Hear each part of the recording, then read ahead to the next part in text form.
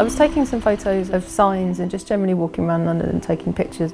And then I kind of stepped back a little bit and put the shop in the frame, and it's a really interesting view of the streets, the everyday, the stuff that people generally walk past and don't really notice. When you take that, it tells a story about London, really.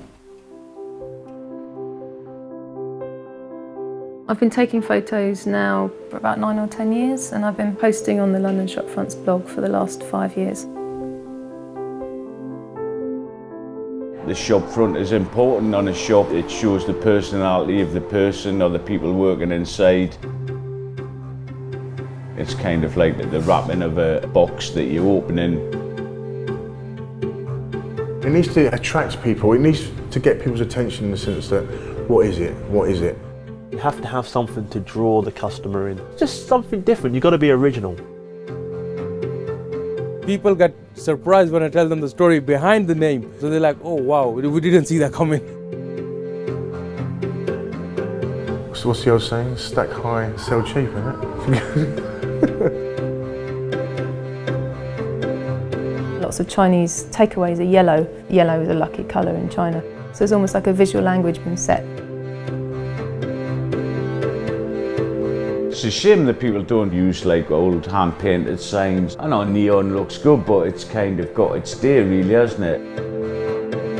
You get a big conglomerate group going and buy a place, they don't care what it looks like. They got their company colour, so there's no romance about it.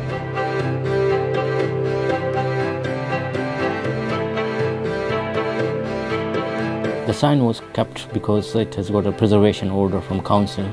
Shows that the shop is an old established business. In English, obviously, booty means something else. In Punjabi, booty means a small plant or a small seed. This is my granddad's nickname. My granddad, he became a wrestler, and that's when he made his big name. People knew him by his name, he's Booty the wrestler. Since I arrived in 1986, we've lost sweet shops, newspaper shops, cafes, a place called Peel House. That was turned into flats. Everything gets turned into flats. It's a bit of a shame because we do lose the aesthetic value of old London. The name Radio Days comes from the Woody Allen film of a young Jewish boy. It's an unusual window, it'll be very intriguing. It's nice when you can walk into a shop and the person behind the counter or the owner takes some sort of interest in the customer, which we don't get anymore, a lot of the big corporate companies. I think what's unique about London shops is probably the people that come in the shops and themselves, the customers, whether it's on the Roman Road, whether it's in Kentish Town, Camden, the West End, wherever it's going to be. People are so cosmopolitan from all breeds and all walks of life.